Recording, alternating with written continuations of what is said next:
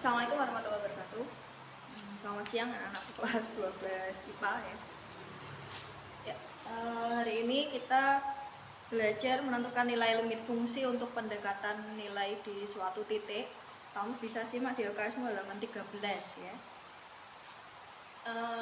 Nah ya, yang pertama nih ya, itu jadi kita kalau menyelesaikan limit fungsi trigonometri itu ada beberapa cara ya. Jadi yang paling sederhana tuh dengan cara substitusi. Itu pun kita lihat-lihat dulu fungsi trigonometrinya seperti apa. Kalau bentuknya sederhana, kita bisa pakai cara substitusi langsung. Kemudian kalau bentuknya agak rumit atau fungsi tersebut masih bisa kita sederhanakan atau difaktorkan, kita pakai cara pemfaktoran. Kemudian ada juga kalau bentuk fungsi trigonometrinya itu yang lebih kompleks ya, ada sudut rangkapnya, mungkin ada macam-macam itu ya, ada berapa kuadratnya, nggak cuman tan kuadrat atau gimana gitu ya, sampai pangkat 4 mungkin ya. Itu kita bisa pakai rumus identitas trigonometri ya. Itu mungkin pertemuan besok ya, pertemuan selanjutnya ya. Hari ini saya coba jelaskan untuk yang cara substitusi langsung dan cara pemfaktoran ya. Kamu bisa perhatikan di sini saya buat contoh limit x mendekati pi per 3 tan x. Nah ini kan fungsinya ini sederhana ya bentuknya. Jadi kita langsung bisa substitusikan nilai x-nya dengan nilai pendekatannya tan pi per 3 sama dengan akar 3. Kemudian yang kedua, limit x mendekati 0 untuk sin x per 3 plus 3 sin x. Nah ini tidak memuat ini kuadrat atau ini juga nggak kuadrat ya. Jadi kita bisa langsung pakai cara substitusi langsung. Ini yang memuat variabel x kita ganti dengan nilai pendekatannya ya. Sin 0 per 3 plus 3 kali sin 0. Sin 0 itu 0 ya. 0 per 3 plus 3 kali 0. 3 kali 0 itu 0 ya. 3 tambah 0, 3. 0 per 3 itu 0. Jadi nilai limitnya 0. Nah, terus cara yang kedua itu dengan cara pemfaktoran. Di sini saya contohkan limit x mendekati pi untuk sin kuadrat x min dan seterusnya ini ya. Min cos kuadrat x per sin x cos x plus cos kuadrat x. Ini ada di LKS ya, bisa disimak juga. Ini ada bentuk sin kuadrat min cos kuadrat. Itu kan kayak bentuk a kuadrat min b kuadrat ya. Itu didapat dari a plus b kali a min b. Coba. A kali a itu a kuadrat.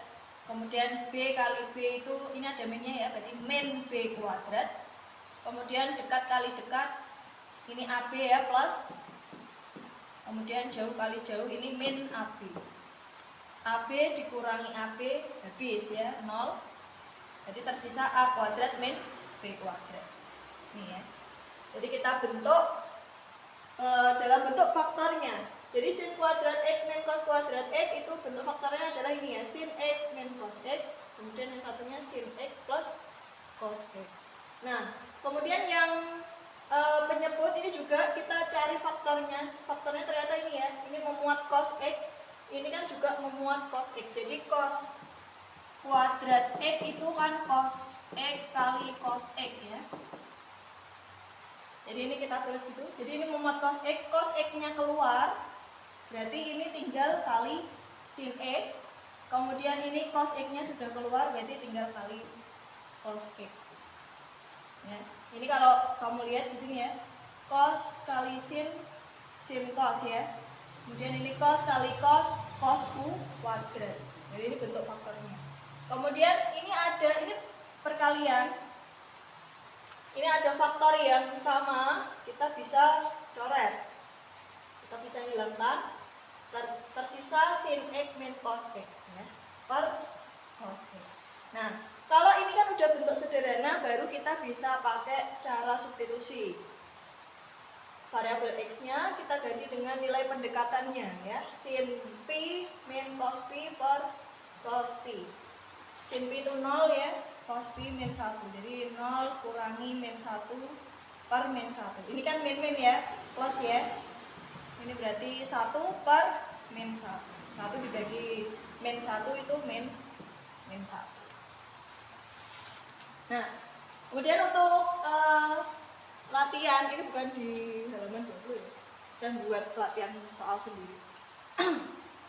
Ini saya contohkan lagi, limit x mendekati 0 untuk tan 3x per 3x kuadrat plus x. Nah, ini kita pakai aturan dasar ya. Ini ada aturan dasar ya. Ini biasa kita pakai untuk menyelesaikan limit fungsi trigonometri ya. Jadi kalau ada limit x mendekati 0 untuk, jadi misalnya ini ya, sin x per x ini sama ya syaratnya ya, itu sama dengan 1. Itu juga berlaku untuk kalau misalnya ini cos ya, cos x per x, nah itu juga 1. Tangan juga gitu ya, ini tangan x per x 1. Nah ini ya yang terakhir saya tuliskan misalnya gini ya. Kemudian kalau x ya, ini berarti ini 1 ya. Kalau x-nya punya konstanta ax, nah itu berarti kita bentuk menjadi tan ax per ax, sehingga ini nanti hasilnya 1. Nah ini untuk menyelesaikan ini ya, yang model-model begini ya. Nah kita lihat di sini 3x kuadrat plus x itu punya faktor ya, ini yang punya faktor yang sama itu x. Tapi kita butuh di sini 3x. Jadi kita keluarkan ini 3x biar sama kayak ini ya. Nah, kemudian 3x kuadrat itu berarti 3x kuadrat itu 3x kali berapa? Berarti 3x kali x ya.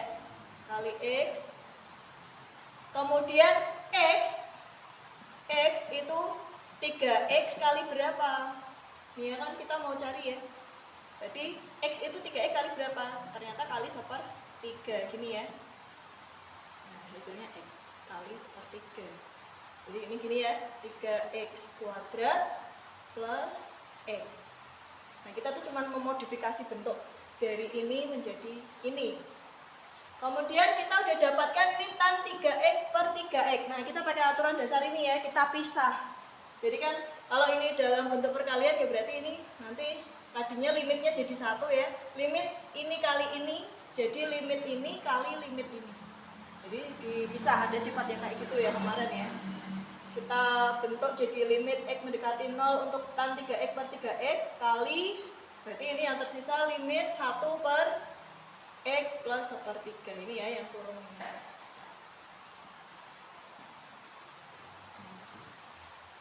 Nah ini pakai aturan dasar itu tadi hasilnya 1 ya.